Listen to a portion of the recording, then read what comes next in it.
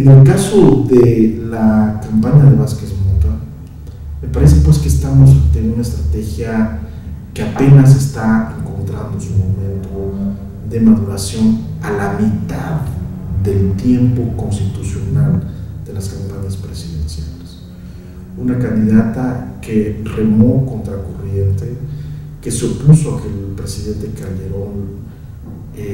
la impusiera como candidata del PAN al Estado de México, que logró remontar incluso a precio de traiciones al propio presidente de la República, y una candidatura que ha buscado seducir a este universo de electores que a mi juicio va a consolidarse como un nicho fundamental para quien quiera hacer política en el país, que es justamente el universo femenino. Lamentablemente en este universo no ha tenido el crecimiento que hubiese esperado su campaña, y también hay una serie de elementos que tienen que ver con un manejo, a mi juicio, sin hilos de oro del proceso de selección de candidatos al interior del PAN,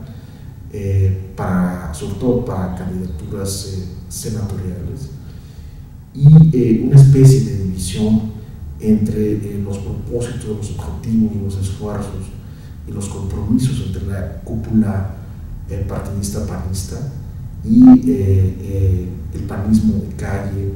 el panismo regional, el panismo local y las instancias directivas partidistas también de alcance regional. Creo que estos elementos, más el hecho de que ella no ha asumido una posición determinante, autocrítica, realista de los actos del panismo y del propio presidente Calderón, sobre todo en materia de inseguridad pública, demuestran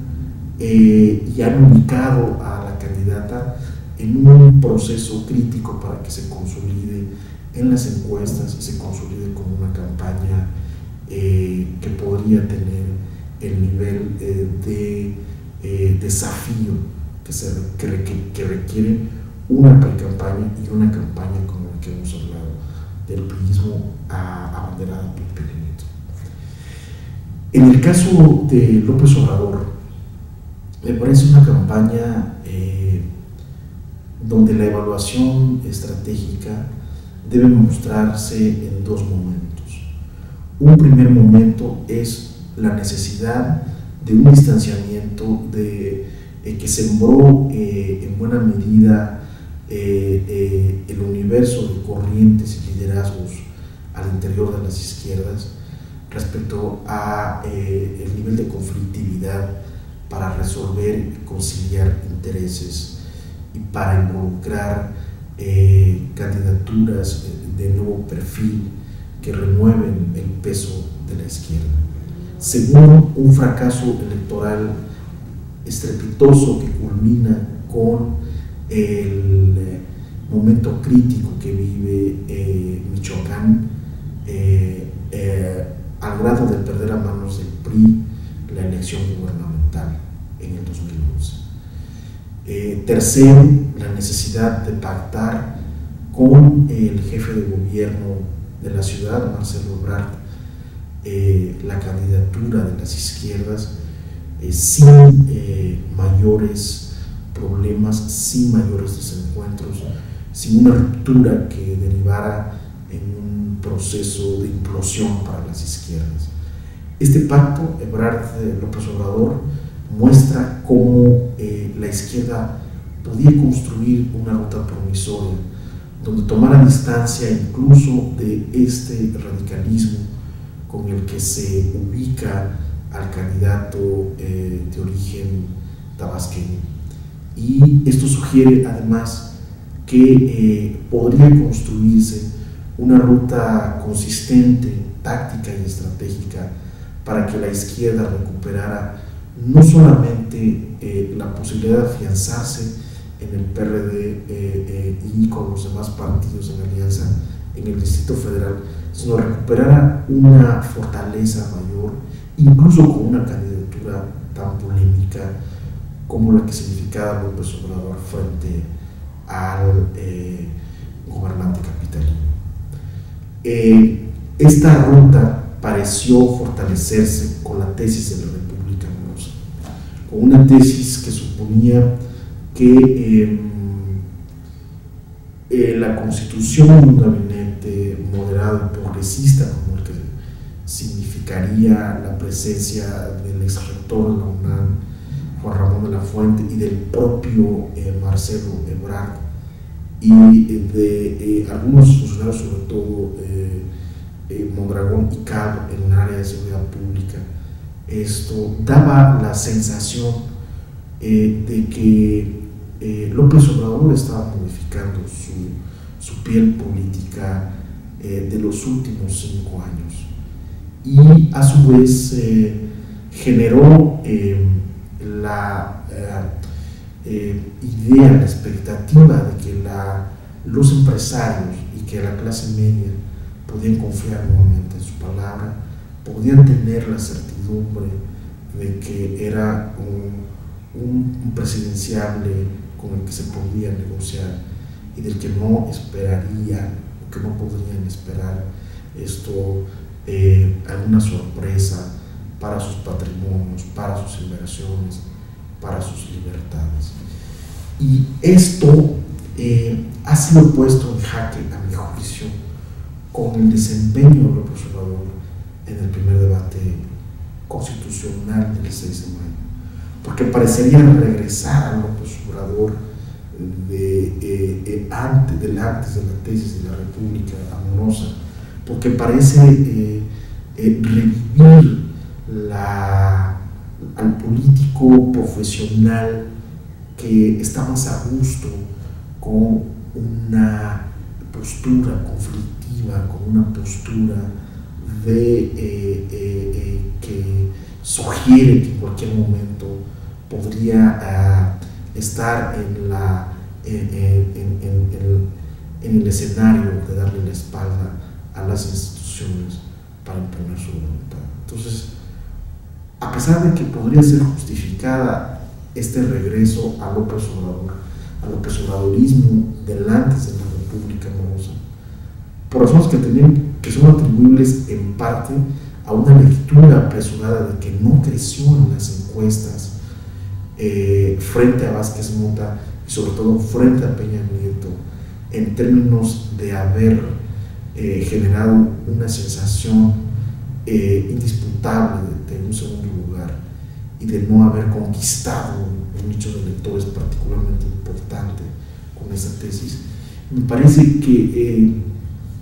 su momento de campaña del obradorismo es un momento interesante de inflexión, porque en general se está construyendo en la sociedad civil de nuestro país la sensación de que se necesita una competencia a Peña Nieto, y parece estarse dando nuevos elementos para que esta candidatura López Obradorista resurja y se rehabilite, a pesar de esta posición López Obradorista de regresar a esta imagen de confrontación, a esta imagen de unificación y de señalamiento de la ausencia de una mafia en el poder, a esta imagen de un electorado anestesiado por una campaña priista, etcétera, etcétera. Entonces, estamos pues ante un López Obradorismo que está en un momento, en mi juicio, de definiciones importantes en materia estratégica, sobre todo frente a este proceso de aparente amargamiento entre los universitarios, sectores críticos incluso en las clases medias y en las élites de nuestro país, que no están viendo en Peña Nieto aparentemente un candidato consistente, un candidato que pueda dar certezas y que pueda dar alternativas importantes a los problemas que le da el panismo en la actualidad. La campaña de Gabriel Cuadri de la Torre es una campaña, a mi juicio, que está en un momento de mayor crisis a pesar de su mayor cosecha post-debate. Es decir, es una campaña que nace de una aparente ruptura entre el PRI y la profesora Elba Ester. Es una campaña que da la oportunidad a un ciudadano talentoso como lo es Cuadri para exponer su agenda, para exponer sus temas, para posicionar su imagen en el electorado mexicano y amagar una supuesta competencia en el espectro de las contiendas presidenciales. Cuadri de la Torre, a mi juicio, representa, sin embargo, una campaña testimonial frente a la candidatura evento que ha construido particularmente Peña Nieto y el PRI. Cuadri, no obstante su desempeño en el primer debate, está en un momento donde el electorado, una franja importante del electorado, no conoce su origen político. Y eso es justamente lo que va a ponerse en tela de juicio en el segundo debate presidencial, cuando algunos de los candidatos y la candidata probablemente evidencien este madrinazgo magisterial en el liderazgo de la profesora Elba Ester Gordillo. Este tipo de elementos y el que los candidatos y la candidata en el primer debate se hayan concentrado en sí mismos y hayan marginado por lo menos la identidad del padrinazgo político de Cuadri, a mi juicio demuestran que es una campaña testimonial que todavía está en su momento de exposición mediática crítica, a pesar de todo el caudal de imagen positiva que logró Cuadri en su desempeño al mostrarse como lo que es un personaje formado, talentoso, pero que políticamente, a mi juicio, ha cometido errores políticos al no saber tomar distancia de la profesora con la suficiente prudencia y al no saber protegerse de sus propios ímpetus y frivolidades.